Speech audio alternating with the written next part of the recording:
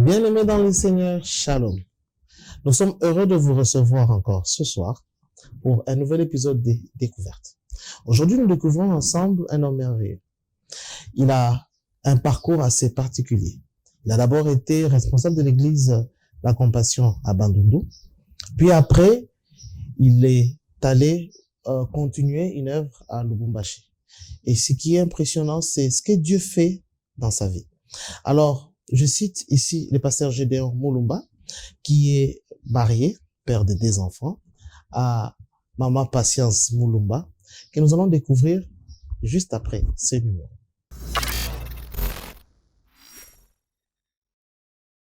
Dit à Jésus, est-ce que ce sont ses parents qui ont péché ou est-ce que c'est lui qui a péché? Jésus a dit, ce n'est ni ses parents, ce n'est ni ses péchés, mais c'est pour que la gloire de Dieu soit manifestée. Je voudrais dire que ta création sur terre n'est pas pour rien, c'est pour manifester la gloire de Jésus-Christ. C'est pour être un gagneur d'âme. Il y a des gagneurs d'âme qui ne prêchent pas, mais qui gagnent les âmes par leur propre vie. Ce qu'ils sont en Jésus-Christ est un témoignage pour les païens, est un témoignage pour ceux qui les entourent. Je prie et proclame, en dehors de parler de Jésus, ta vie sera la manifestation de la gloire de Jésus.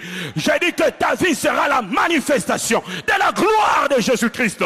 Soyez remplis de la gloire de Dieu jusqu'à déborder dans votre vie. Pendant que vous montiez, montez aussi dans la gloire. Pendant que vous avez un nouveau travail, montez aussi dans l'onction. Pendant que vous avez des affaires qui marchent, mais aussi votre puissance spirituelle puisse aussi évoluer.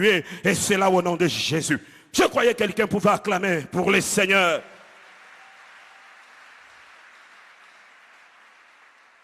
Alors pendant ce temps où la mission commençait à vivre son déclin, alors Luc s'élève, il encourage, il dit aux gens qu'il faut servir le Seigneur, mais il insiste avec la puissance du Saint-Esprit, parce que si les apôtres ont tenu pendant les persécutions, pendant les moments difficiles, c'était à cause de l'onction du Saint-Esprit.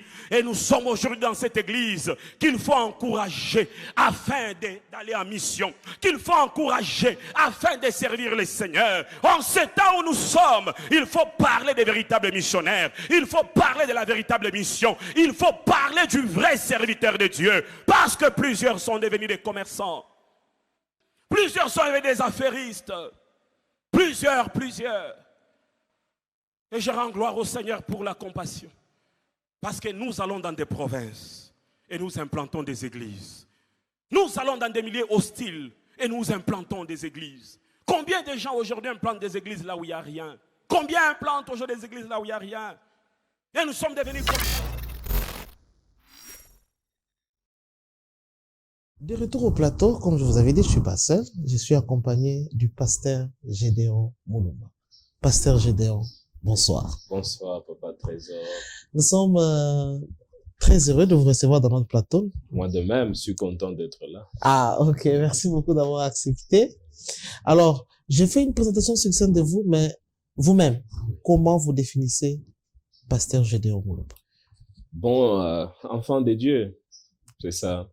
La première des choses n'est pas ce qu'on devient avec le temps, mais ce qu'on est. Pasteur, je dois être un enfant de Dieu et serviteur de Dieu à l'église La Compassion, mari de Patience et père de 2 enfants. C'est ça, le plus important, c'est enfant de Dieu. Wow. Les sopes, c'est ça le plus important. Ok. En fait, ça fait combien de temps que le pasteur Gédéon est pasteur? Ça fait 10 ans maintenant que je suis pasteur, depuis 2014, où le Seigneur nous a appelés au ministère.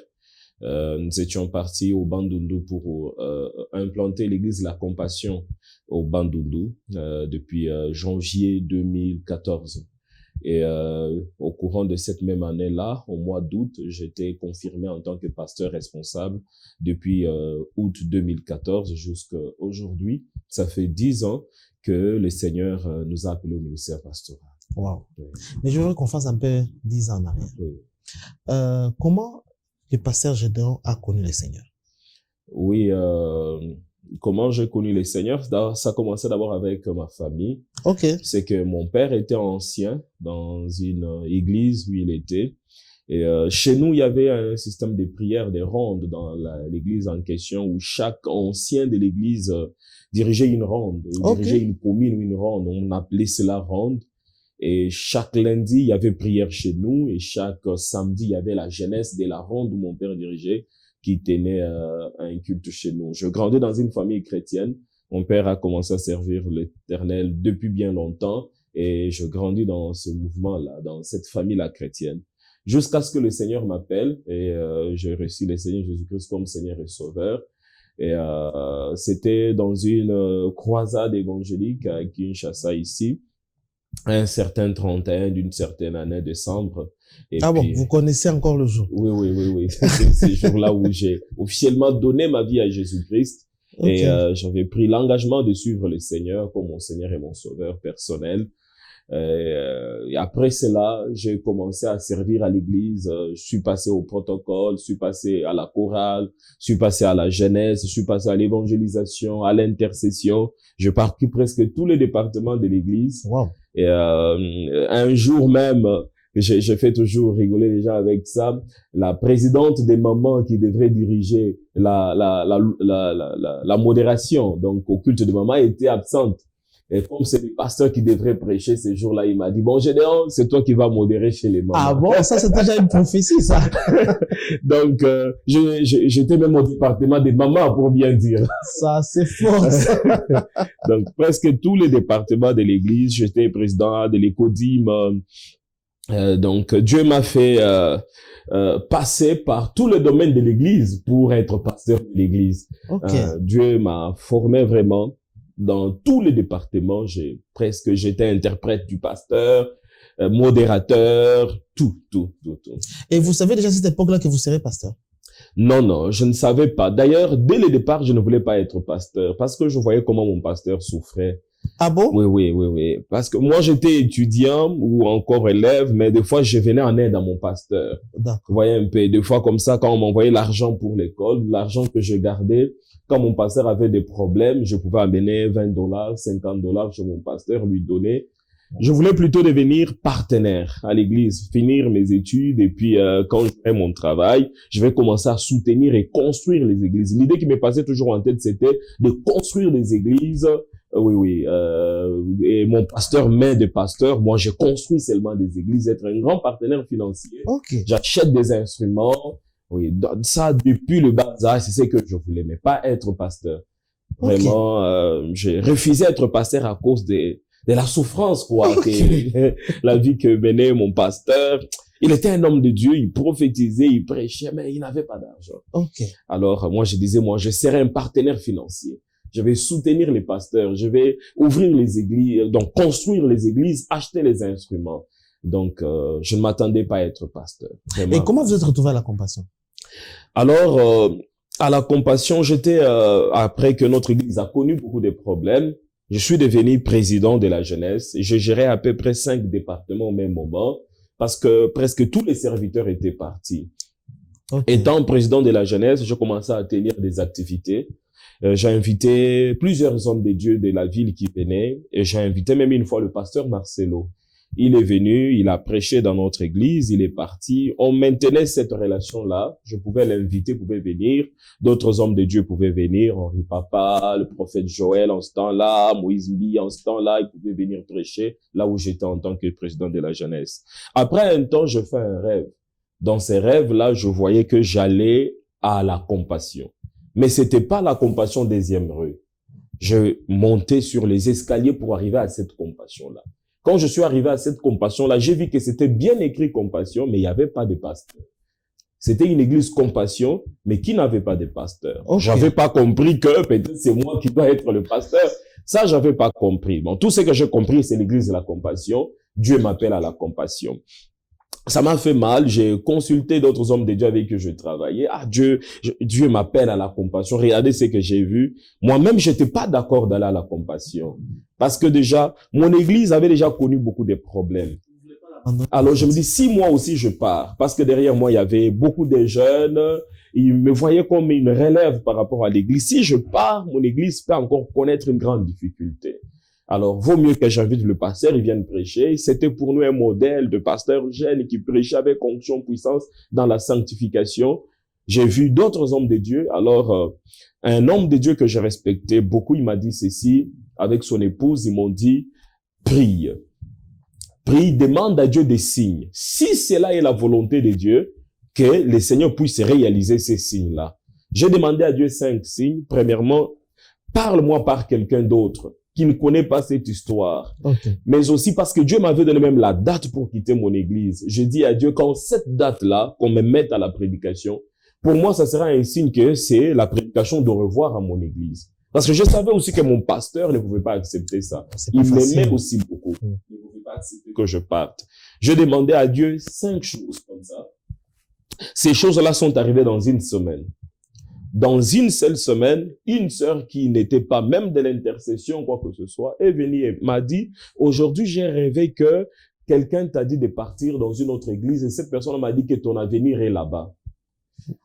Ok. Un prophète vient, il me donne aussi la vie. Pour le prophète, je comprends, bon, c'est un prophète. Mais cette sœur-là, quand il m'a prophétisé, j'ai dit non. Ça, c'est la volonté de Dieu. Et c'est moi qui faisais presque tout à l'église, faire le programme, qui va prêcher. Le pasteur me dit, j'imprime. Alors, quelques jours après, j'étais à la chaire à la modération. Je vois, on m'amène une enveloppe à la chaire. Quand je l'ouvre, on m'a mis à la prédication et c'est moi qui prêche en dernier.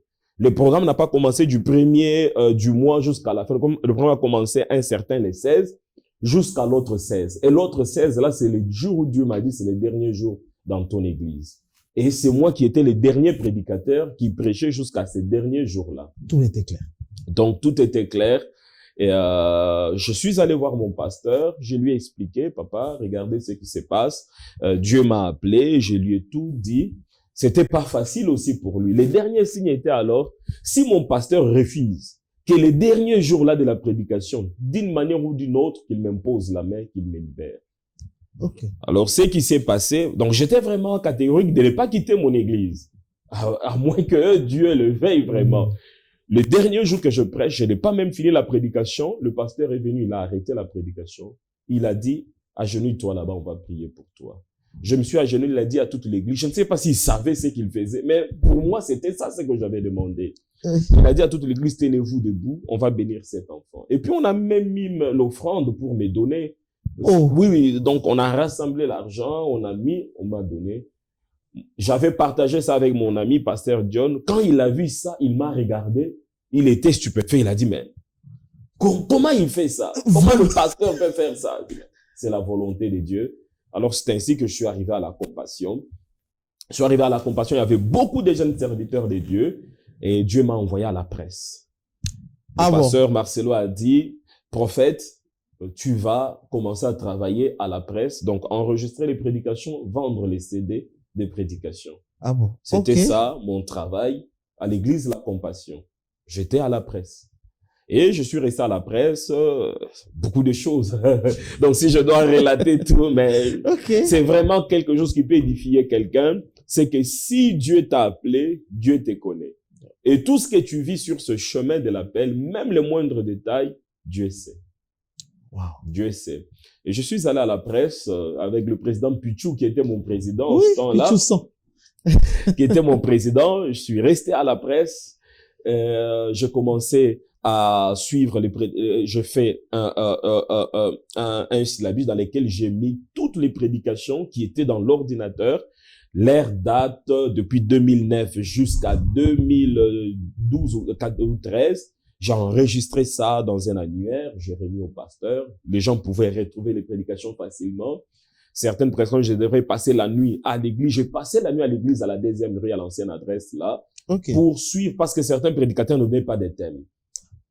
Et certains prédicateurs, il fallait attendre jusqu'à la fin pour que le pasteur dise son nom ou qu'on le présente, parce qu'on a commencé l'enregistrement après sa présentation. J'ai passé des nuits à l'église pour suivre les prédications et écrire le nom du prédicateur, la date de la prédication et les thèmes de la prédication. Et là, on n'avait pas donné de thème. Je devrais moi-même chercher un thème, maître.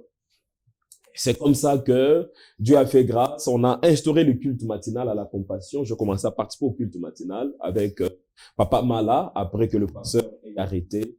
Et plusieurs responsables qui venaient ne venaient plus. Donc, je suis resté au culte matinal. On venait tous les jours, mais j'étais toujours à la presse. Donc, c'est de la presse que je suis devenu pasteur. Ah bon? Donc, mon département à la compassion centrale, c'était la presse. Ok. Alors ça, c'est impressionnant. Vous savez pourquoi je dis que c'est impressionnant? Oui, oui. Parce qu'en fait, moi aussi, à mon église, à la Compassion à Kitambo, j'ai commencé à la presse. Vraiment. Et c'est de la presse que je me suis retrouvé aux enseignements. Et puis les enseignements, je suis devenu aujourd'hui pasteur. Ouais. Waouh! Quel parcours! Des fois, quand Dieu t'appelle, il faut pas créer ton chemin. Oui. Pour dire, ah, moi, Dieu m'a appelé, j'ai vu un jour, j'étais apôtre. Non, non. Laisse Dieu t'amener dans son chemin. Le chemin de Dieu est un chemin de formation. Amen. Il peut te faire passer par la femme de Potiphar. Il peut te faire passer par les pouilles avec tes frères. Oui. Il peut t'amener jusqu'en prison. Amen. Mais si tu ne passes pas par là, tu ne seras pas premier ministre. Exactement. Alors, si tu veux sauter les étapes, c'est ainsi que plusieurs personnes n'arrivent pas à leur destinée parce qu'ils croient que juste la vision qu'il a eue, c'est tout. Dieu peut te donner une vision sans te donner les détails du chemin. Exactement. Vraiment, quelqu'un nous suit, j'ai aussi à cœur de dire ça. C'est que Dieu se présente à Abraham. Oui. Il dit à Abraham, je te donne ces pays. Vraiment. Mais Abraham ne sort pas à la rue pour dire, écoutez, vous tous là, Vous êtes mes sujets. Vous êtes mes sujets, Vraiment. vous habitez dans mon pays. Vraiment. Et ce qui est même étonnant, c'est que la Bible dit que Abraham a acheté. Il a acheté dans la son tombe, pays. Dans son pays. La tombe que Dieu, le pays que Dieu lui a donné, il a acheté la tombe pour lui, pour sa femme. Oui. Et là même, on a intérêt Isaac et les autres. Donc, c'est pour dire que si Abraham, qui a reçu l'appel de Dieu de manière où Dieu lui dit, mais malgré ça, il attend le moment Vraiment. opportun pour voir la parole de Dieu se réaliser. Toi aussi, laisse Dieu faire les choses. Dieu fait. Un enfant, quand il est dans le ventre, s'il sort au 4e mois, cet enfant va mourir. Vraiment. Laisse l'enfant grandir dans le ventre. Grandir. Un moment, il sortira. Waouh. Amen. Et vous vous retrouvez... et comment a commencé l'histoire parce que vous êtes passé du pasteur de Bandundu et puis pasteur de Lubumbashi. Oui. Donc, avant même d'être pasteur, j'étais à l'église. Je dormais des fois à l'église pour servir le Seigneur, pour travailler. Wow. Et puis... sans rechercher quoi que ce soit. Depuis que je sers le Seigneur, je ne recherchais rien. Wow. Je ne pensais pas même qu'on peut payer quelqu'un en servant à l'église. Voilà, c'est ce que je dis toujours aux gens. C'est que c'est aujourd'hui que les gens trouvent cet angle-là, mais nous, à l'église, on n'imagine pas ça, en fait, dans la tête. Et même si on te disait qu'on commence à te payer, tu trouves ça bizarre. Comment vous allez me payer pour servir Dieu? Alors, je dormais la nuit à l'église, j'ai prié. Et puis, j'étais toujours à la presse. Les dimanches, on envoie, la prophétesse Joël Indiang m'appelait, mais elle dit qu'on a besoin de nous chez le pasteur Sami. Ok. Et quand on arrive, le pasteur Sami nous dit, dans une semaine, nous allons partir au Bandundu. C'était pas dans mon programme. J'avais déjà commencé à travailler quelque part, j'avais un salaire. Oh là. Et puis, on nous dit que dans une semaine, on part au Bandundu pour la mission. Et la mission était pour 1 à 2 semaines au Bandundu. Ok. Ces dimanches-là, j'ai dit alors, comme on doit partir au Bandundu pour... Alors, il y avait déjà une liste des gens qui devraient partir au Bandundu. Mon nom n'était pas sur la liste. Et on me surprend comme ça les dimanches que le pasteur a dit que vous devez partir au Bandundu pour voir les terrains, voir. Alors, je reste cette nuit-là à l'église pour prier, afin de recommander tout entre les mains de Dieu. Le matin, vers 5h, 6h, je vois une fille qui entre à la 2e rue, à l'église, qui commence à me prophétiser. Oh. Elle n'était pas de la compassion. Personne ne savait qu'on allait partir parce qu'on n'avait pas communiqué ça à la chair. On nous a dit juste après la prière. Mais le matin du lundi, une femme entre, elle me prophétise. Elle me dit ceci, j'ai vu ton cœur et je te choisis. Pourtant, le pasteur qui devrait aller à Bandundu était déjà connu. Nous allions juste pour voir les terrains et revenir. Ah bon? Oui. Et le matin, la fille me dit, j'ai vu ton cœur et je te choisis pour être berger de mon troupeau. Et elle a prophétisé sur moi, tout ça. Eh ben, comme je devrais aller ouvrir les bureaux, je lui ai dit de m'attendre que j'aille ouvrir les bureaux. J'ai ouvert les bureaux. Quand je suis revenu, je ne l'ai plus trouvé. Quand je demandais aux frères qui étaient là, ils ont dit qu'on ne sait pas où elle est partie. Ah bon? Ah. De ce jour-là, j'ai su que moi, je ne vais pas retourner. Ah, Je vais rester au Bandundu. ok.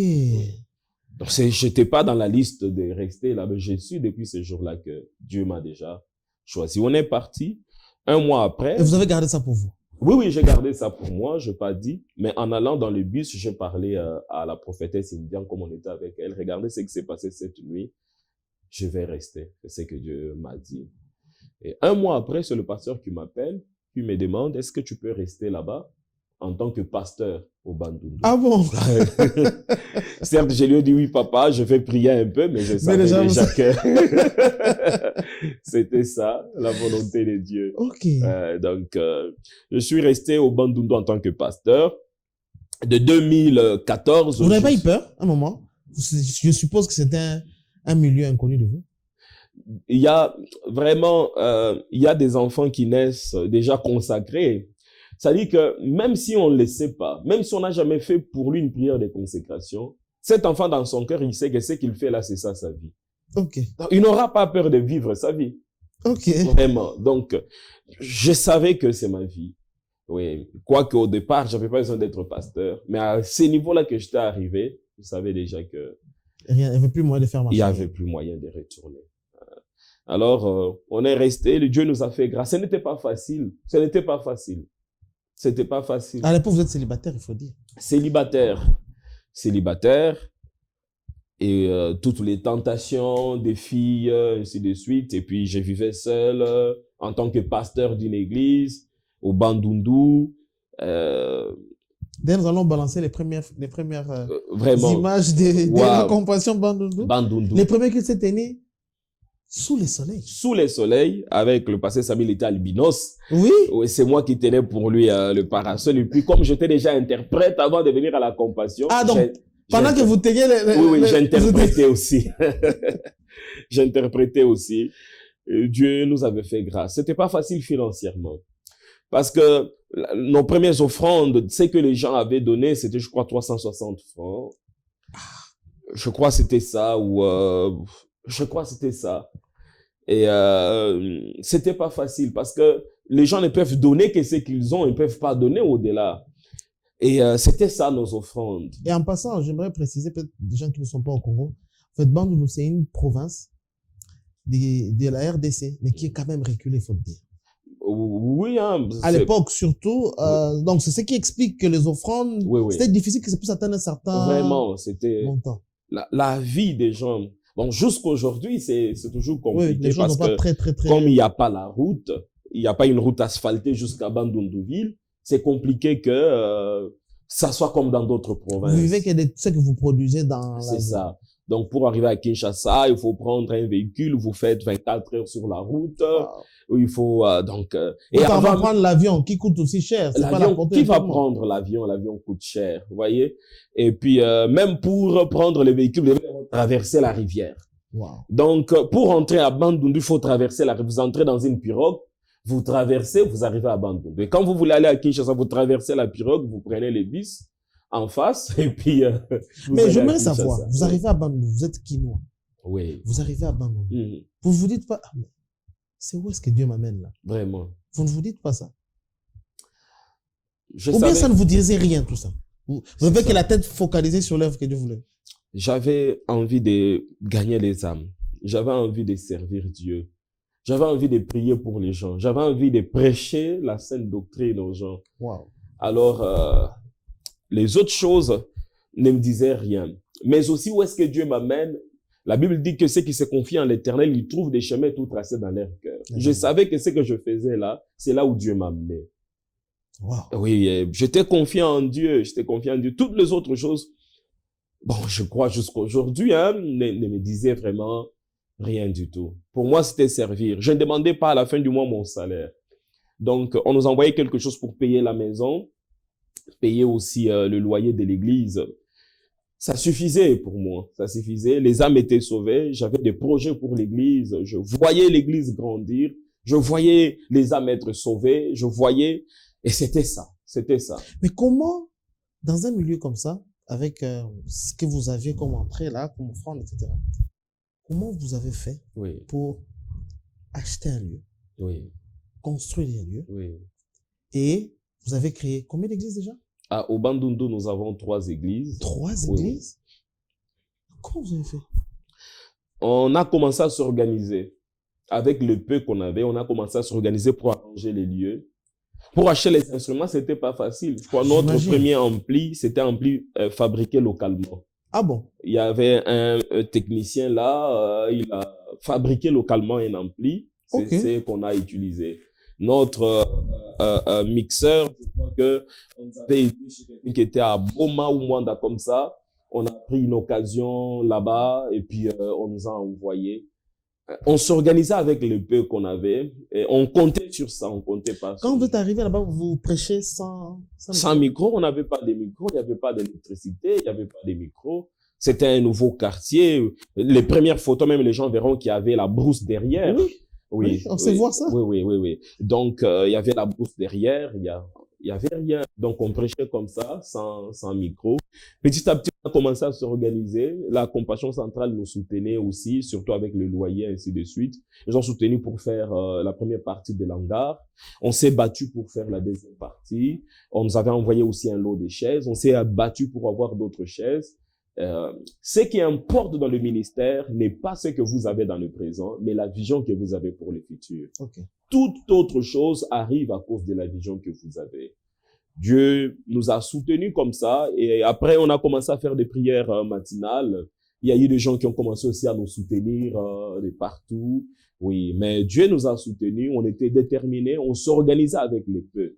Des fois aussi, aujourd'hui aussi, il y a des pasteurs qui ont une église qui a que 20 membres ou 30 membres. Déjà, à Kinshasa, c'est bien. Quand vous avez 20 membres, 30 personnes, c'est bien, mais au Bandundu, c'est encore compliqué. Comptez sur ce que Dieu vous donne. Ok. Vous devez savoir une chose. Dieu ne peut pas vous donner au-delà de ce que vous devez recevoir.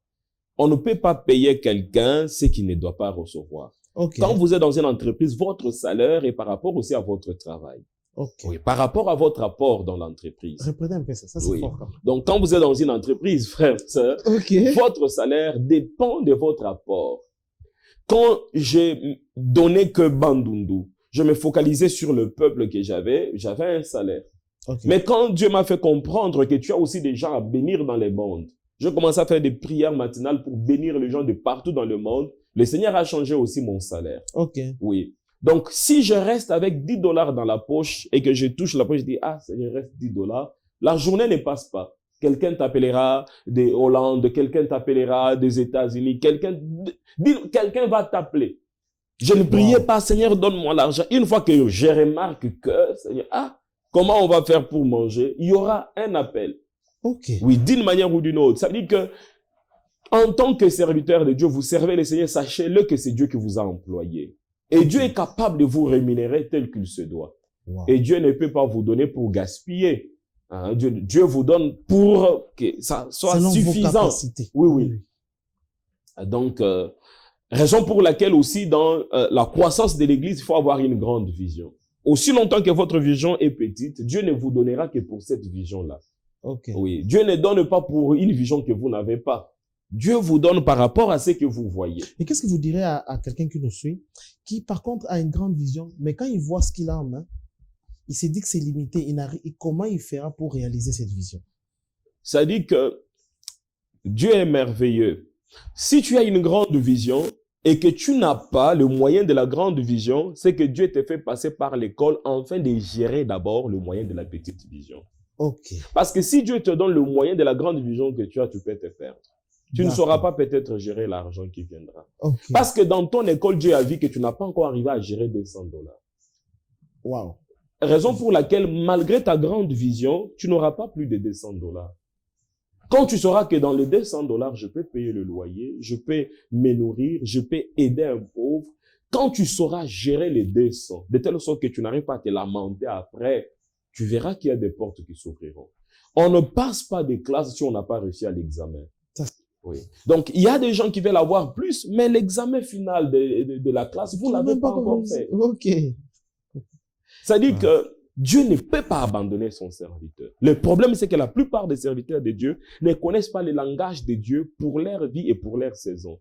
Parce que chaque saison a un langage de Dieu. Chaque saison a un message bien précis. Chaque saison a une manière de gérer les finances, de gérer la vie, de gérer le peuple. Wow. De même aussi dans la croissance de l'église. Si vous n'arrivez pas à gérer 20 personnes, l'église ne grandira pas. Si vous n'aimez pas 20 personnes qui sont dans votre église, si vous ne les visitez pas, si vous ne priez pas pour eux, si quand ils viennent pour des réceptions pastorales, vous êtes fatigué, comment Dieu va ajouter les gens? Dieu ne peut pas gaspiller les brebis quand même. C'est que déjà, ça c'est déjà au-delà de tes capacités. C'est au-delà de tes capacités. Dieu ne peut pas gaspiller les brebis. Il enverra les brebis là où il y a une bonne prise en charge. Là, on peut les prendre en charge. Oui. Donc, c'est là qu'il enverra les brebis. Et les premiers cultes, vous avez commencé à combien? On était 8 personnes. Oui, à notre premier culte, on était à 8 personnes. Et le deuxième culte, on était à 14 personnes. Ok. Oui. Donc, alors, quand on est arrivé, on a trouvé un frère. Et le frère, il a contacté aussi une famille, je crois 2 familles, le frère, la famille du frère et les 2 autres familles. Donc, on était à 8 personnes. Et la langue n'a pas été un handicap pour vous? Non, parce qu'à Bandundouville, on parle lingala. Beaucoup lingala, Kikongo. Tout le monde, presque la majorité de ceux qui sont à Bandundouville, parlent lingala. Donc, c'était facile pour vous? Oui, c'était facile. J'interprétais en lingala. Certes, les gens d'un certain âge ne parlent pas lingala, ils parlent en Kikongo. Mais ce qui s'est passé est que même quand je recevais les gens d'un certain âge et qui parlaient en Kikongo, je comprenais. Pas avec... donc, j'entendais. Je ne comprenais pas avec les oreilles. Ok. Mais je sais pas avec le cœur ou avec quoi. Mais vous savez ce qu'il disait? Je savais ce qu'il disait. Et je leur apportais mon secours par rapport à ce qu'il disait. Wow. Oui. Non, le Seigneur est fantastique. Oui. Donc, si vous aimez le Seigneur, si vous aimez votre travail, il n'y aura pas de barrières qui vont vous empêcher de servir le Seigneur. Même la langue ne sera pas une barrière. Alors aujourd'hui, vous faites un travail vraiment presque apostolique. Donc, vous êtes envoyé comme pasteur dans un environnement qui ne vous donne pas beaucoup de chance. Vous vous multipliez en 4 et vous préparez une 5e déjà. Mais comment vous jugez le fait que l'Église prend son ascension? La compassion commence à prendre du volume. Et puis après, on vous dit, maintenant, votre temps ici est terminé. Vous êtes déjà à combien comme ça? Nous sommes à 400-500. Quand on vous dit que... Oui. Quand on me dit que c'est bon, tu dois partir. Vous passez de 8 à 400. Oui, 400. Donc, quand on a des grands cultes, on atteint 500 membres. Donc, nous sommes entre 400 et 450. D'abord, comment la nouvelle arrive? C'est pendant... Est-ce que le Seigneur vous avait déjà aussi annoncé ça avant? Non. Dieu nous avait déjà parlé qu'on devrait quitter le Bandundu. Ah bon? Dieu m'avait dit ceci, tu feras les études théologiques, mais tu feras 2 ans. Quand les 2 ans finiront, après les études théologiques, tu quitteras ici. Et vous avez fait ça où? J'ai commencé Libetad au Bandundu, mais j'ai commencé en retard. Les autres avaient déjà fait 1 année. Moi, je suis arrivé en retard, mais le pasteur Pascal m'a permis de commencer et j'ai rattrapé les cours. Donc, comme c'était la promotion qui allait, il n'y avait pas moyen que je recommence en première parce qu'il n'y avait pas une autre promotion après. J'ai rattrapé les cours que j'avais manqués. J'ai fait l'IBETA de 2 ans. C'est-à-dire, quand je finis le premier examen aujourd'hui, le lundi, je pars à Lubumbashi, à Kinshasa, Lubumbashi. Sérieux? Oui. Donc, Dieu m'avait dit, quand tu finiras les 2 années de théologie, tu quitteras ici. Ah bon? Oui. Quand vous voyez tout ça, vous vous dites quoi? Et même vous n'avez pas peur aussi? Non, parce que... C'est-à-dire qu'on n'a pas peur de rentrer chez lui, de trouver son enfant. On dit, je savais que j'allais te trouver là. Wow. Alors, ce qui s'est passé est que, avant le confinement, Dieu m'a dit que je quitterais. Alors, il s'est fait que les gens qui ont prié en ligne, une personne qui habitait, je crois, en Suisse, c'était une Camerounaise. J'ai prié pour elle, elle a eu sa délivrance au téléphone à distance. Elle m'a invité au Cameroun. Comme elle devrait venir au Cameroun, que j'aille aussi au Cameroun pour prier pour sa famille. Ah, ok. Je suis arrivé au Cameroun et j'ai prié pour sa famille. Il y a eu des délivrances et des guérisons. Alors, pendant que j'étais au Cameroun, papa était à Luxembourg. En ce temps-là, c'était sa première fois d'arriver à Luxembourg. C'est en ce temps-là que papa appelle pour me dire que, alors, tu vas aller au Cameroun pour ouvrir l'église. Ah, donc, ok. C'est d'abord ça les premiers projets. Oui. Donc, Dieu m'avait dit, tu quitteras après 2 ans, mais il m'avait pas dit où est-ce que je partirais. Exactement comme Abraham. Oui. Okay. Et déjà, dans le cœur de papa, je crois que Dieu l'avait déjà convaincu que celui-là, doit quitter. Sa place n'est plus là-bas. Oui, oui. Alors, il m'a dit que tu dois rentrer au Cameroun pour ouvrir l'église. Je rentre à Kinshasa, Bandundu. J'envoie madame à Kinshasa faire le passeport avec l'enfant. On avait encore un seul enfant en ce temps-là. Ils ont fait leur passeport. Pendant que j'ai commencé à faire maintenant des documents à distance pour le Cameroun, pour l'église, demander ce qu'il faut. Pendant ce temps-là, il y a eu confinement. Alors, pendant le confinement, il y a eu un problème à Lubumbashi, avec notre pasteur de Lubumbashi. Okay. Juste avant que le confinement ne finisse, alors le pasteur avait décidé de partir, de quitter. C'est ainsi que papa m'appelle pour me dire, Gédéon, le programme a changé. Le programme a changé, part à Lubumbashi. Pour les autres, ça n'a pas été facile parce que les gens nous ont demandé, mais comment tu pars, une église a des problèmes, maintenant ton église est assise, tu as des gens, tu sais comment vivre déjà. Comment tu vas partir? Mais moi et mon épouse, on savait que notre temps à Bandundu était déjà fini. Mais est-ce que vous aviez déjà, sachant cela, est-ce que vous travaillez déjà de sorte que vous soyez remplacé? Oui, je travaillais déjà en ça. Les gens savaient déjà que je partirais. Oh, oui. Les gens de l'église? Oui, je les disais que je suis missionnaire. Un jour, je ne serai pas ici. Un jour ou un autre, Dieu m'enverra quelque part. Wow. Oui. Ça dit que c'est Dieu. Hein. Ce que je peux demander à ceux qui nous suivent, restez dans l'intimité avec le Seigneur. Servez Dieu dans la sincérité. Dans la sincérité surtout. Parce que c'est un cœur sincère par lequel Dieu passe pour communiquer sa volonté. Amen. Ce n'est pas le cœur du prophète, non. Amen. Dieu ne voit pas les dons, Dieu voit les cœurs et la personne.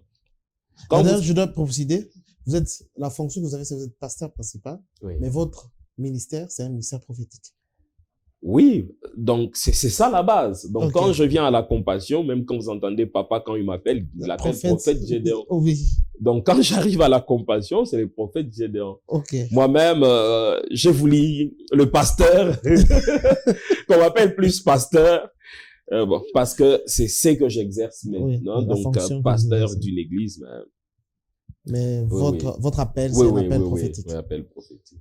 Et c'est normal. Donc, vous comprenez comment est-ce que les prophètes ont des expériences avec Dieu. Vraiment. Donc, c'est normal que le Seigneur lui parle de cette façon. Dieu peut parler même à vous aussi. Dieu peut vous parler d'une manière ou d'une autre. La Bible dit que Dieu parle tantôt d'une manière, tantôt d'une autre.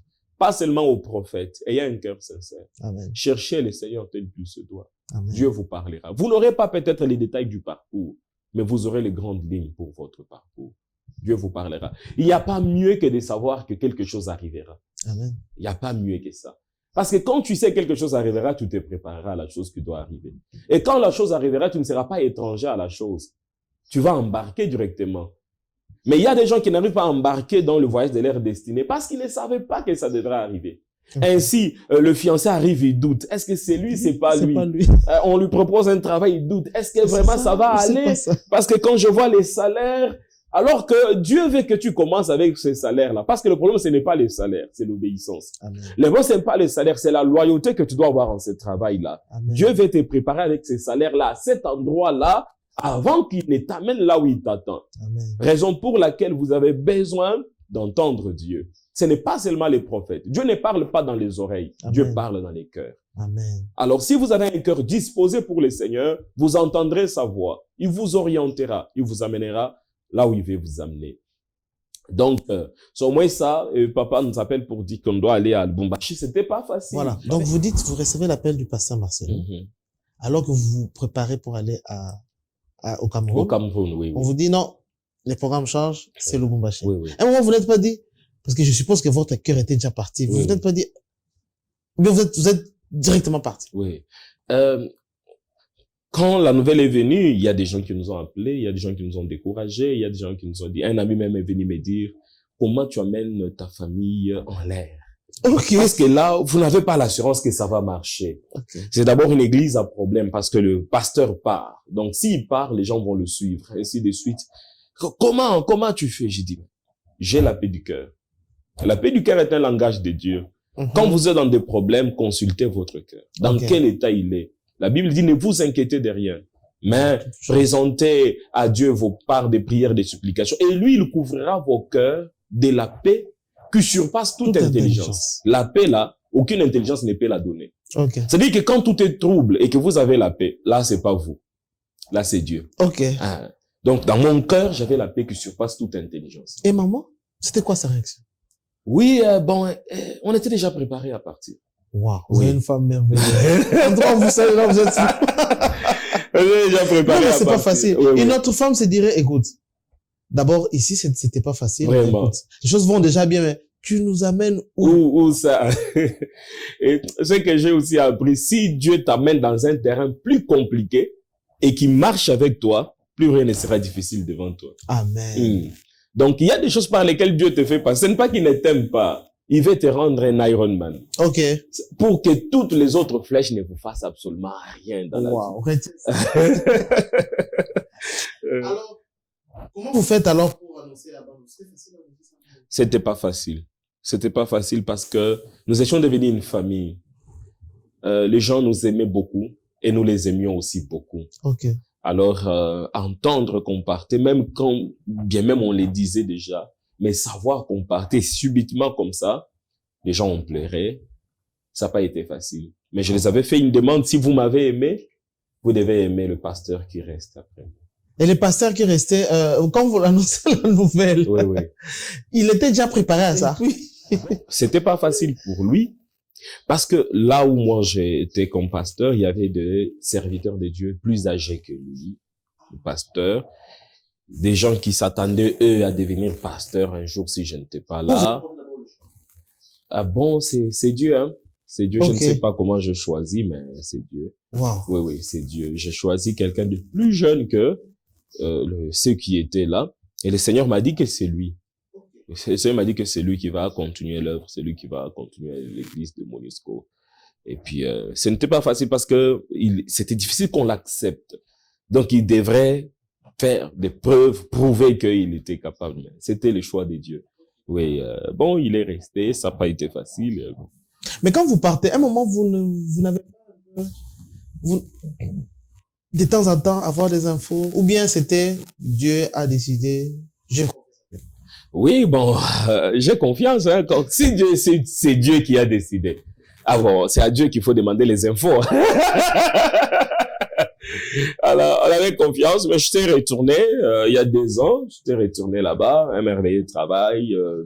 Et puis, je pars au mois de novembre pour une croisade évangélique. Ok. Oui, oui. Pour une croisade évangélique au Bandundu, une grande croisade évangélique, je pars au mois de novembre. Wow. Cela, oui. Et quand vous avez quitté, vous avez laissé 4 églises là-bas. Oui. Et vous préparez une 5e. Là-bas, nous avons 3 églises. À Lubumbashi, nous avons 4, nous préparons la 5e. Ah, donc, ok. Au total, nous aurons à peu près 8 Donc, églises. si je comprends bien, vous avez maintenant fait plus déjà à Lubumbashi. Oui, oui. Qu'au Bandundu. Avant, vous avez fait combien d'années là-bas? Au Bandundu, c'est 4 ans. Ok. Au Bandundu, c'est 6 ans. À Lubumbashi, c'est 4 ans. Ah bon? Oui, oui. À Lubumbashi, c'est depuis 2020, après le confinement. Oui, c'était le 13 septembre 2020 que nous sommes arrivés. Alors, vous arrivez à Lubumbashi. Oui. Une église qui a déjà un problème. Mm-hmm. Sûrement une grande partie des gens sont partis. Oui, oui, oui. Donc, beaucoup de gens sont partis, mais aussi on a une menace de la BRS, comme elle était partie avec le pasteur, et nous a demandé de libérer. Ah, la BRS était fidèle et qui est partie avec le pasteur. Oui, oui. Elle nous a demandé de libérer dans 3 mois. Je ne connais pas bien la ville. Il n'y a pas assez d'argent à l'église. Et puis, ce sont des nouveaux ouvriers, des gens qui vous allez apprendre à connaître. Apprendre à connaître, une grande partie aussi partie. Donc, on était dans les 100 quelques membres qui étaient restés. Alors, on doit quitter dans 3 mois à l'endroit. On doit trouver un autre endroit. Bon, les gens qui nous ont dit que dans 3 mois, l'église va disparaître. Dieu nous a fait grâce, on s'est battu. Avec le peu d'argent qui entrait, on s'est organisé, on a commencé à payer d'abord l'endroit là. On a commencé à payer chaque mois l'endroit pour que peut-être la BRS nous laisse la faveur de rester parce qu'on paye. Ok. Mais à 2 semaines, elle nous a dit qu'on devrait partir parce que je suis allé la revoir pour si, elle nous a dit qu'on doit partir. Et puis, Dieu fait grâce, on trouve un endroit au centre-ville sur du 30 juin, mais l'endroit, on doit payer $1,500 le mois. Mais l'église n'a pas même $1,000 en caisse pour payer. Ah, ouais. Il faut d'abord trouver la garantie. Il faut trouver la garantie. l'église mère nous a aidés avec un montant, nous a envoyé, et puis on a ajouté aussi, on a payé la garantie. Maintenant, il faut payer. Donc, il faut d'abord faire l'hangar dans 2 semaines, parce que nos 3 mois finissaient dans les 2 semaines. Et l'hangar, le budget était à $11,000, mais on avait que rien, parce qu'on avait déjà payé les commissionnaires, tout ça, on n'avait plus d'argent. Et je dis à Dieu, mais Seigneur, comment je vais faire? Comment vous gérez d'abord cette pression-là? Je ne sais pas comment je l'ai géré. Je passais toute une nuit à l'église. Je priais la nuit au bureau. Je dis, Seigneur, comment je vais faire pour avoir $11,000? Comment je vais faire pour avoir ça, pour qu'on construise dans 2 semaines et qu'on puisse partir? Je priais. Dieu m'a dit, oui, tu auras ça. J'ai dit, mais comment? J'ai dit, comment? Il m'a dit avec ses réponses. Oui. Il m'a dit, toi, tu as combien? J'avais $1,000. Je dis, mais tout ce qu'on a à la maison, c'est $1,000. Il a dit, oui. Si toi, tu donnes 1,000, 10 autres personnes vont donner 1,000. Oh! Je dis, qui va donner 1,000 dans cette église ici pour qu'on puisse déménager? Il dit, non, si toi, tu donnes, les autres vont donner. Ok. Je dis à mon épouse le matin, j'arrive à la maison avant d'aller à l'église, est-ce qu'on peut donner tout ce qu'on a à Dieu? Elle a dit, oui. Quand on donne à Dieu, on fait comment? Ok. J'arrive à l'église, je dis, on a besoin de $11,000. Dieu a dit que je puisse donner tout ce que j'ai, c'est $1,000, je vais donner cela, et j'ai besoin d'autres personnes. Miraculeusement, on a eu $11,000. On a construit l'hangar dans 2 semaines. On est entré. L'hangar est allé vite que les gens ont cru qu'on avait des millions. Donc, en 2 semaines, je suis allé dire à la BRS, nous déménageons. Dieu nous a donné. Wow. Et qu'est-ce qui se passe par la suite? Parce qu'on entre, il faut payer maintenant 1,500. En fait, ce que j'apprends déjà chez vous, c'est que l'appel des fonds, il est mieux de le faire quand Dieu... En fait, Dieu vous a demandé de faire l'appel des fonds. Oui. Dieu avait déjà préparé ses 10 personnes. Donc, il avait déjà son calcul, hein. Il avait déjà son calcul. Dans son calcul, j'étais dedans. C'est ça qui est fort. Il m'avait déjà compté. C'est que, je donne là, il a mon 1,000 là. Voilà. Il va me donner ça. L'autre va me céder et puis, Wow. donc, miraculeusement, on a eu l'argent, on a fait l'hangar, on est entré. Maintenant, il faut payer 1,500 le mois. 2 semaines après, quelqu'un qui passait par la route a vu l'église, il est entré. Le mardi, il me voit au bureau. Il me dit, pasteur, il était, je crois, dans les catholiques. Il a dit, pasteur, je commence à prier ici. Ok. Mais vous payez combien? Je dis, bon, c'est 1,500. Et puis, il me dit, je prends la charge jusqu'à nouvel ordre. Non. Donc, moi, on ne savait pas, la fin du mois, comment on va payer. Ok. Mais Dieu savait qu'il y a quelqu'un qui va passer par la route et qui va commencer à payer. Le frère a payé pendant 2 ans. Non, mais sérieux. $1,500. Il a payé pendant 2 ans, $1,500. Et puis, quand Dieu a compris que c'était le temps maintenant qu'on quitte la vie du locataire, il a arrêté les frères pour qu'ils ne payent plus. Afin maintenant que nos yeux se tournent maintenant vers l'achat parcelle. Wow. Mais pendant les 1,500, pendant 2 ans. 2 ans, oui. Donc, vous avez 2 ans, Dieu vous a mis au repos pendant 2 ans. 2 ans, il a mis quelqu'un pour payer. Wow. Oui, il a mis quelqu'un pour payer, la personne payait. C'est qu'on recevait, on arrangeait l'église, on faisait ceci, on faisait cela, on épargnait un peu, on organisait des activités. Et puis, maintenant, quand Dieu a vu qu'on ne devrait plus être locataire, les frères ont arrêté de payer. Ok. Alors maintenant, Dieu nous a dit, préparez-vous maintenant à acheter. Et puis, donc, c'est ce qui est arrivé. Dieu nous a fait vraiment grâce. Et puis Dieu nous a donné maintenant un grand endroit, plus grand que là où on était. On voit les vidéos. Oui. Donc, on a un grand espace maintenant. C'est pas grand devant le Seigneur parce que il faut qu'on ajoute encore une autre parcelle. Nous croyons que Dieu nous envoie beaucoup de gens. Et puis, Dieu nous a fait quitter de 100 et quelques membres on était. Les premiers cultes, quand vous arrivez, c'est combien de personnes? Quand j'arrive à la nouvelle adresse. Oui. Il y avait, Non. À Lubumbashi. À Lubumbashi. L'ancien pasteur était là parce que papa l'avait demandé d'être là. Ok. Qu'on fasse la remise. Et puis, il était là. Et les gens étaient venus voir l'événement, quoi. Ok. Ah oui. Et puis, quand lui est parti, on était resté à 100 et quelques membres. Wow. Parce que quand il est parti, il n'a pas ouvert loin de là, il a ouvert juste tout près de là où on était. Les gens sont partis, les gens Comme qui il s'est étaient, déjà habitué à lui. les gens qui étaient intoxiqués aussi, hein, d'une manière, des gens qui étaient intoxiqués pour partir, ainsi de suite. Bon, il y a eu des choses. On rend gloire au Seigneur. Oui, oui. Si ce que vous avez n'est pas pour vous, d'une manière ou d'une autre, vous allez le perdre. Ok. Parce que ce qui n'est pas pour vous, vous attirera des problèmes dans les futurs. Amen. Si vous perdez quelqu'un dans la vie, ne regrettez pas. Cette personne pouvait vous attirer plus de problèmes que de paix. Amen. Acceptez que des gens vous quittent. Ok. Oui. Afin que Dieu vous envoie les gens qui vous appartiennent. Wow. Donc, on a rendu gloire au Seigneur pour tout. Et, ce qui m'étonne, c'est votre mentalité de guerrier. En fait, vous, c'est comme si tout ce qui arrive, ça vous inquiète pas d'abord. Bon, c'est Jésus le guerrier d'abord. Parce que de nature, je suis quelqu'un de, je ne sais pas, timide. Ok. Je parle que quand je prêche là. Okay. C'est là où il y a le feu. C'est là où il y a le feu. C'est là maintenant Dieu me met, Zagué là, il m'envoie le feu là. Okay. Dieu n'utilise pas notre force. Dieu utilise notre cœur. Okay. C'est lui qui rend fort. Ce n'est pas notre force qui fera que Dieu agisse. Quand vous regardez des fois derrière, vous vous dites pas, comment je fais? Je n'ai rien fait. Raison pour laquelle je ne peux pas me demander comment j'ai fait. Si j'avais fait quelque chose, je pourrais dire, ah, mais comment je fais pour être là? Parce que moi aussi, il y a des gens qui me demandent, il y a un frère qui m'a dit, pasteur, quel est le secret de la croissance de l'église? Ah, j'ai commencé à réfléchir. Le secret là, c'est comment on fait? Moi, je ne sais pas comment on fait. Je ne sais pas comment on fait. C'est Dieu qui fait tout. Gardez votre cœur. Gardez votre cœur. La Bible dit, garde ton cœur plus que toute autre chose. Car de lui provient les sources de vie. C'est que la vie que tu mènes dépend de la qualité de ton cœur. Okay. Tout ce que tu vis là, la source, c'est le cœur. Amen. Si tu gardes ton cœur, tu auras une bonne qualité de vie.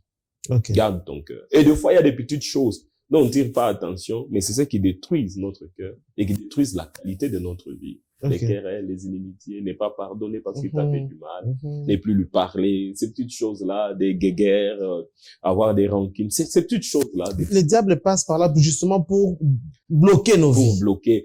Parce que la Bible dit que c'est de ces cœurs qu'il y a une source de vie. Et maintenant, quand dans ces cœurs il y a des querelles, c'est comme des briques qu'on est en train de mettre sur le petit tuyau qui amène l'eau de la meilleure vie. Ainsi, ça obstrue l'eau pour que l'eau ne passe pas. Amen. Donc, la qualité de votre vie dépend. Si l'eau passe direct, comment l'eau va passer directement? La joie, l'amour. Ils nous font du mal, on les aime. Ils nous injurient, on les bénit. Si tu as la vie de Dieu, si tu as la vie de Dieu, si tu as le cœur de Dieu, tu auras la vie de Dieu. Wow. Aie le cœur de Dieu. Comment Dieu est? Il aime les gens. Oui. Il aime les bons. Il aime les mauvais. On peut même les dribbler, vous me trompez par vous dire vos offrandes, mais il pardonne. Qu'est-ce qu'on a fait? Non, on n'a rien fait. Dieu a fait. On n'a encore rien fait jusque-là. Peut-être on cherche à faire quelque chose, mais on n'a encore rien fait. On prie seulement pour que Dieu nous garde. Que Dieu nous garde fidèles à lui, que Dieu nous éloigne du mal, qu'on soit sincère quand on prêche aux autres, qu'on vit ce qu'on dit aux autres. Amen. Oui, c'est cela, c'est ça le secret. Et aujourd'hui, vous comptez combien de fidèles? Nous avons quitté en ce temps-là des 100, nous sommes maintenant à 1400 membres à l'église. Wow. Nous sommes en train Et la capacité de l'église, c'est de combien? Bon, l'endroit où nous sommes, c'est un peu grand. Nous pouvons aller jusqu'à 2000 membres. Okay. Oui, dans un Donc bientôt, là, je prophétise que vous arriverez à 2500. Amen, amen. Nous recevons cela. Donc, nous sommes en train de travailler vraiment par la grâce de Dieu pour que l'église puisse croître. On est vraiment en train de travailler. Et aujourd'hui, de 100 à 1500 membres. Oui. Ça, c'est dans 1400, votre église. Oui. 1400, dans votre église. Oui. Et vous avez encore créé oui, nous quatre avons églises. 4 extensions déjà. Oui, nous avons d'autres extensions. Donc la 4e, donc qui doit commencer. En dehors de celle que je dirige, la 4e, donc la 5e église à Lubumbashi va commencer d'ici peu. Wow. Donc va commencer. Et les extensions ont à peu près une moyenne de combien? Bon, il y a des extensions, la plus grande à 600 membres. Oh. Oui, la plus grande c'est au Bandundu. Et puis il y a celle de 450, et puis il y a l'extension des golfs dans les 200 membres, et puis les autres extensions. Amen. Wow. Wow. Non, mais Dieu fait des choses extraordinaires. Wow. Non, nous rendons grâce à Dieu. Nous rendons vraiment grâce à Dieu pour ce qui se passe chez vous. Et en plus de ça, vous avez d'autres casquettes aussi. Vous êtes écrivain. Oui. 4 livres déjà. Oui. nous avons d'autres responsabilités aussi à la communauté. Bon, j'ai maintenant 4 livres. Le premier livre, La mission de l'Église. Le deuxième livre, Le faux doctrine. Le troisième livre, L'héritage du chrétien. Et le quatrième livre, Le décent pensée inspiré, qui est rempli de paroles prophétiques, rempli des encouragements, des prières. Comment vous gérez votre temps? Sûrement, il y a l'église, Oui, il y a la famille, oui.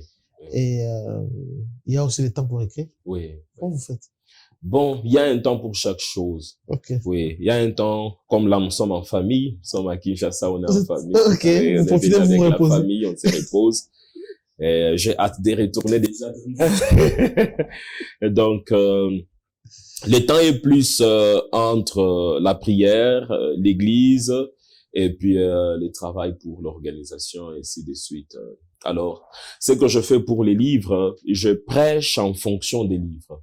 Ah. Oui. Donc, quand j'écris une prédication, c'est en fonction que cette prédication peut devenir un livre. Donc, parce que s'il faut écrire à côté des livres et prêcher à côté, oui, donc je prêche en fonction de ça. Donc, je sais déjà que dans mes livres, je travaille comme ça, c'est ça mon plan des livres.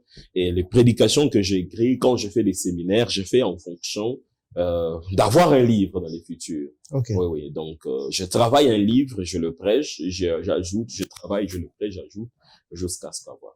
Vous en avez 4. Oui, j'ai 4 livres publiés. Il y a un qui m'intéresse Oui, le qui plus. sera publié. Ça, c'est le 5e. Le 4e Le qui sera 4e. publié. Ça, c'est les 200. 200 pensées inspirées. 200 pensées inspirées. Oui. Mais déjà, les faux docteurs et les faux doctrines. Oui. C'était quoi la motivation? C'est quoi l'idée? D'où est venue l'inspiration? J'étais au Bandundu et je voyais des choses.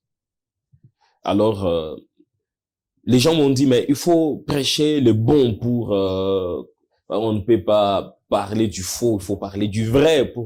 Mais le Seigneur m'avait mis à cœur de parler du faux. Ok. Oui, le faux docteur, des fausses doctrines. De parler des enseignements, de faux enseignements qui sont donnés dans l'église. J'étais au Bandundu, je voyais comment des gens se disaient chrétiens, mais ils n'étaient pas chrétiens. Ok. Je voyais combien des gens se disaient pasteurs, mais n'étaient pas pasteurs. Ok. Et même une église qui était voisine à la nôtre, tous les fidèles savaient que papa pasteur sort avec la sœur Jeannette. C'est pas vrai. Mais les gens viennent à l'église. Ah non, il sort avec la sœur Jeannette. Oh. Ça me donnait comme une colère sainte. Et le Seigneur m'a mis à cœur d'écrire. Donc, vous voyez des gens qui invoquent les esprits, mais c'est une église. Vous voyez des gens qui prient dans une église chrétienne, mais qui vont, il y a un petit enfant de 9 ans dans leur quartier. Quand vous amenez une poule ou une chèvre, cet enfant-là, un esprit peut entrer en elle et peut commencer à dire l'avenir. Oh. Mais dans l'église. Vous avez des gens qui sont dans l'église, qui prient dans l'église, mais ils ont encore les mbondila, les nzungwa, les familles, tout ça, les kodia, vous voyez. Un jour même, on était en train de prier. Pendant qu'on priait, une sœur était en train de prophétiser, a touché un frère qui avait un bracelet. Il lui a dit, ça, tu dois donner ça, tu dois donner ça, tu dois donner ça. Alors que c'était un fétiche qu'on avait donné par sa grand-mère. La sœur même a arraché des trucs, l'a amené devant pour qu'on brûle. Mais on n'avait pas encore brûlé. Le frère, après le culte, il est revenu, il a dit, je ne peux pas laisser ça. Oh. Et il était prêt à faire des ordres, on devrait lui remettre ça. Mais pourtant, il priait déjà à l'église, il venait déjà. Il dit même qu'il a reçu le Seigneur comme... Mais oui. Il dit ça. Bon, les gens prenaient le fétiche comme de l'art, donc comme quelque chose de normal. On peut être enfant de Dieu et puis on a quelque chose.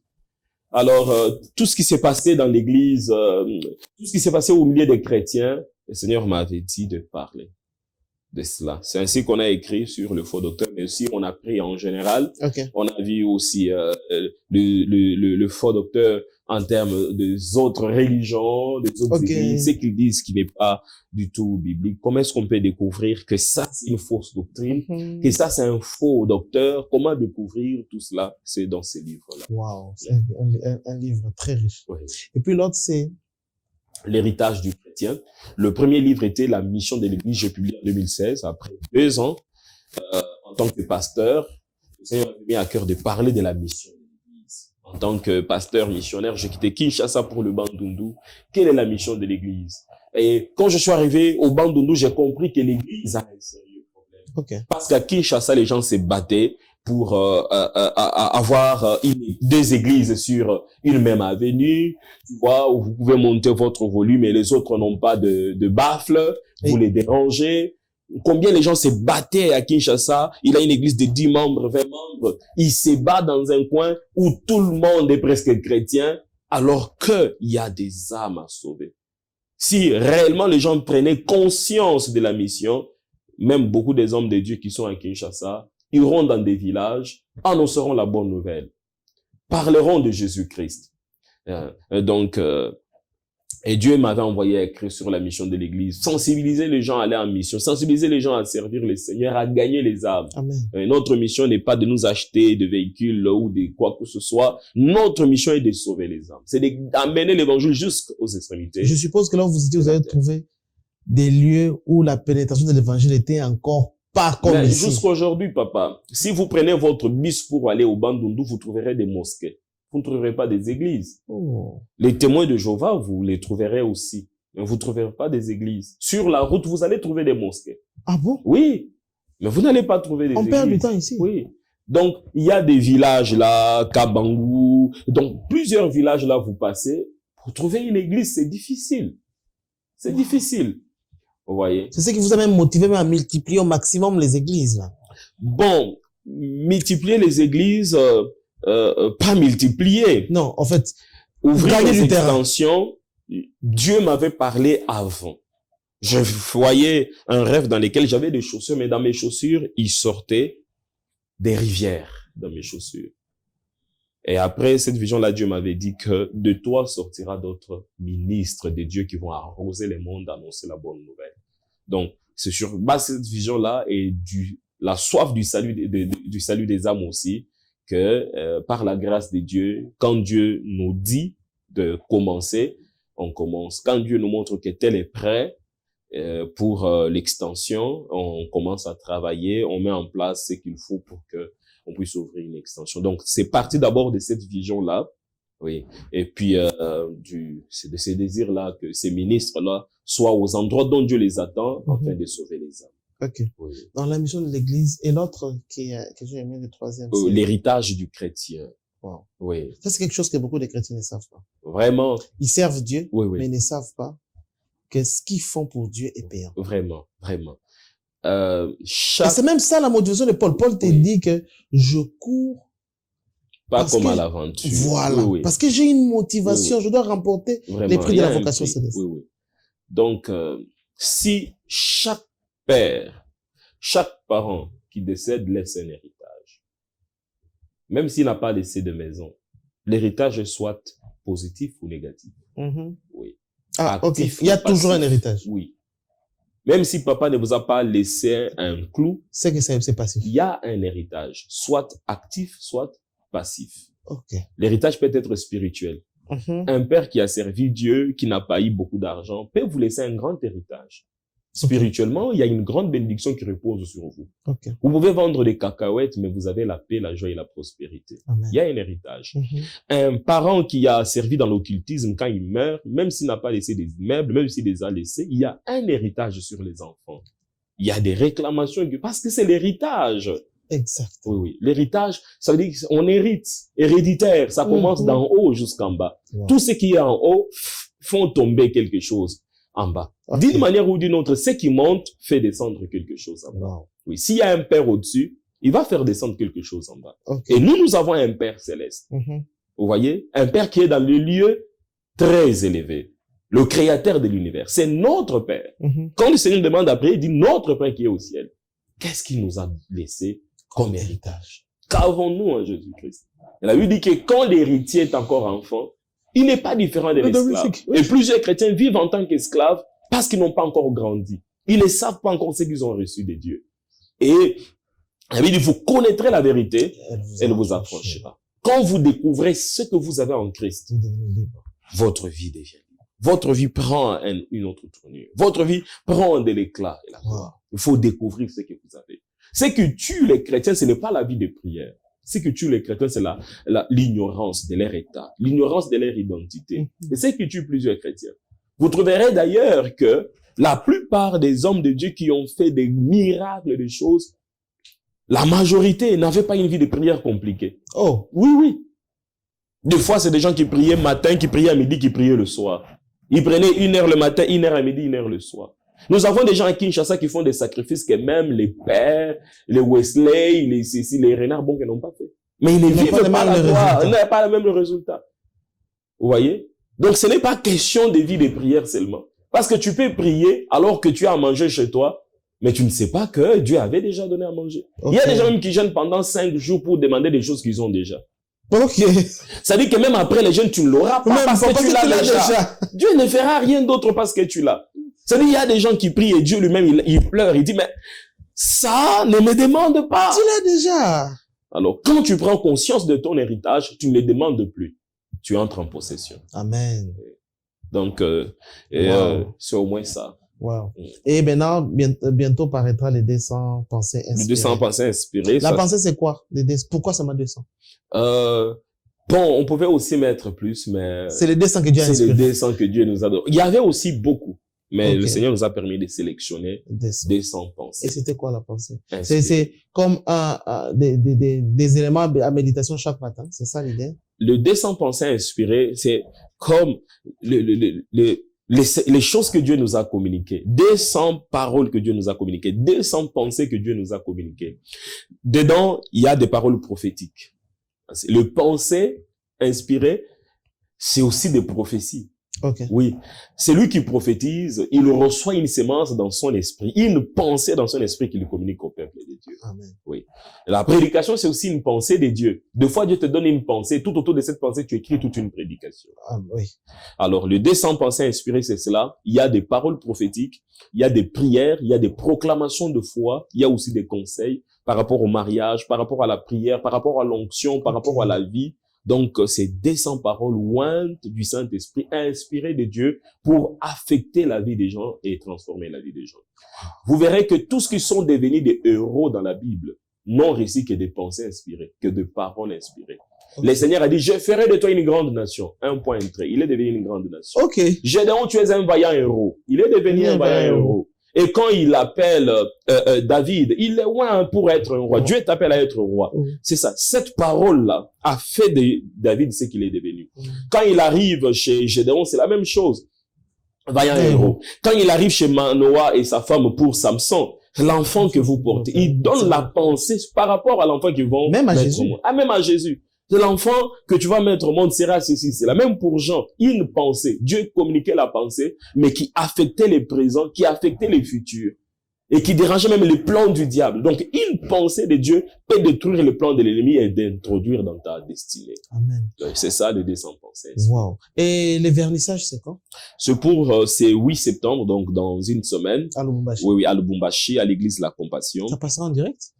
Nous serons en direct. On va le faire passer à la télé. Vraiment. Nous serons en direct sur YouTube ainsi que sur notre page Facebook. Ok. Et donc, si Dieu nous fait grâce de passer à Métanola. Non, non. Déjà. Prenez ça comme un cadeau de Métanola. On fera passer les vernissages en direct pour qu'un grand nombre de gens soient bénis. Amen. Et comment s'est procuré vos livres quand on n'est pas à Lubumbashi? Oui. Les livres sont disponibles sur Amazon. Ah, ok. Oui. Donc, si vous tapez sur Amazon l'héritage du chrétien, et sur YouScribe aussi, il y en a. Je crois qu'on va aussi mettre les autres plateformes. Oui. Donc, vous pouvez avoir mes livres partout où vous êtes dans le monde sur Amazon. Ok, comme vous voyez à l'écran, donc ça, ce sont les 4 ouvrages. Dont le 4e, nous avons l'exclusivité d'en parler. Oui. On a cette grâce d'en parler. Ça sera donc les vernissages sera les 4 septembre. Oui. Déjà, vous avez vu les synopsis de chacun des livres? Non, ça c'est une profondeur extraordinaire.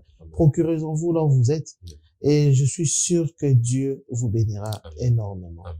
Pasteur Gédéon, c'était vraiment merveilleux ce moment que nous avons passé. On a passé des bons moments. C'est pas si on a dépassé les temps, mais on a passé des bons moments. Non, ça valait la peine.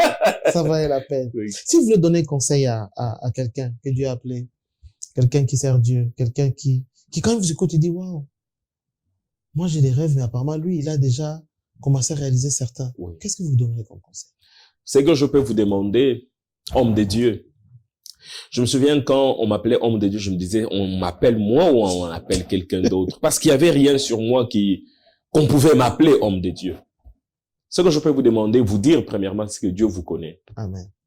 Vous ne savez pas quelle importance vous avez dans le calendrier de Dieu.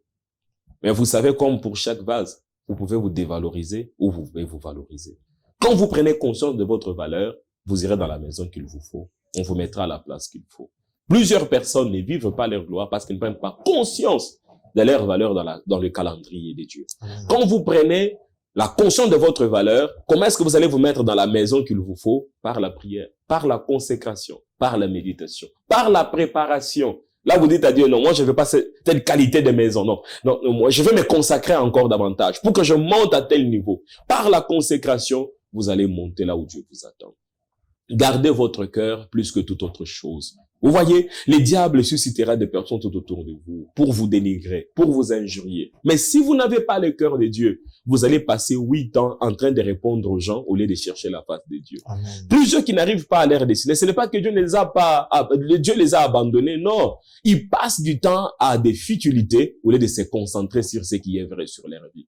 Ils passent du temps à répondre aux injures. Ils passent du temps à chercher à faire voir aux autres qu'ils connaissent. Vous n'avez pas besoin de prouver aux autres que vous connaissez. Quand quelqu'un est loin, les autres sauront qu'il est loin. Amen. Quand Jésus est venu sur les terrains de Gadara, il n'a pas demandé qu'on sache qu'il est le roi. Amen. Sa présence a imposé son autorité. Au fur et à mesure que vous monterez dans votre intimité avec le Seigneur, les gens vous respecteront. Amen. On vous donnera la prédication dans votre église. Amen. On vous appellera. Il y a des gens dans votre église qui viendront, qui diront, homme de Dieu, prie pour moi. Pourtant, vous n'êtes pas pasteur de l'église. Vous n'êtes pas même ancien. Vous n'êtes pas même diacre. Mais l'onction de Dieu sur vous vous imposera. L'onction de Dieu vous donne un terrain, vous donne un domaine, vous donne un territoire. Alors, montez dans votre intimité. Il y a aujourd'hui ceux qui disent, dans mon église, on ne me considère pas. Quand je suis l'histoire du pasteur Gédéon, on l'a considéré. Il était à la presse. Non, il n'était pas seulement à la presse. Il était dans la présence de Dieu. Amen. On ne m'a pas pris de la presse au pastoral parce que j'étais à la presse. On m'a pris de la presse au pastoral parce que j'étais dans la présence de Dieu. Amen. Donc, ne cherchez pas à vivre ce dont vous n'êtes pas préparé. Préparez-vous et vous allez vivre. Je prie que Dieu vous fasse grâce. Que par ce témoignage, que par cette émission, que par ce parole, 10 ans après, 5 ans après, on se verra peut-être quelque part, vous direz, pasteur, je vous avais suivi, mais depuis ces jours-là, ma vie a pris notre tournure. Amen. Que l'onction et la grâce du Seigneur reposent sur vous. Et c'est dont Dieu vous a appelé à faire sur la terre, que vous puissiez le faire au nom de Jésus-Christ. Vous ne passerez pas à côté de votre destinée. Amen. Et cela au nom de Jésus-Christ. Au nom de Que la Jésus. porte qui était fermée puisse s'ouvrir et que la gloire du Seigneur apparaisse sur vous. Je prie et je proclame, soyez la lumière pour ceux qui vous entourent. Amen. Éclairez les ténèbres de ceux qui souffrent. Amen. Soyez une solution pour ceux qui sont en difficulté. Amen. N'attendez pas qu'on vous paye. Il y a quelqu'un qui vous payera bien. Faites ce que vous devez faire dans le présent. Que Dieu vous bénisse. Amen. C'était le pasteur Gédéon. Je vous informe que le pasteur Gédéon a aussi un ministère important sur Internet où il prêche. C'est vrai qu'à ce moment, il y avait une pause, mais je crois que vous avez un projet de reprendre. je Oui, crois. nous allons reprendre nos temps de prière comme on l'a vécu. Il y a beaucoup de gens qui attendent ça. Vraiment, on va reprendre, ça sera beaucoup merveilleux. Nous aurons des temps d'adoration, des temps de prière ensemble. Nous allons vous l'annoncer. Le moment Déjà, important, nous allons commencer à passer sur notre chaîne ici. avec, Vous aurez beaucoup de nos annonces, nos informations, de ce qu'on fait, de ce qu'on prépare. Vous aurez ça sur notre chaîne. Amen. Que Dieu vous bénisse, en tout cas, de là où vous êtes à la maison. C'était le pasteur Gédéon. Si nous parlons de la vie du pasteur Gédéon, c'est peut-être parce que, comme vous entendez ce qu'il a vécu, vous pouvez vous rendre compte que vous n'avez encore rien vu. Que vous avez peut-être que lui, peut-être a vécu pire que vous. Mais, Dieu l'a honoré. Amen. Et la Bible dit que Dieu ne fait pas de favoritisme. Donc, s'il a fait pour lui, il le fera aussi pour vous. C'est ce que Dieu a dit à Caïn. Si tu agis bien, tu relèveras la tête.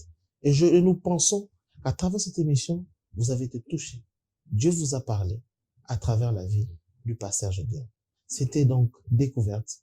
On se voit la semaine prochaine, à la même heure, pour un prochain numéro. Que Dieu vous bénisse. Que Dieu vous bénisse. Au revoir. Au revoir.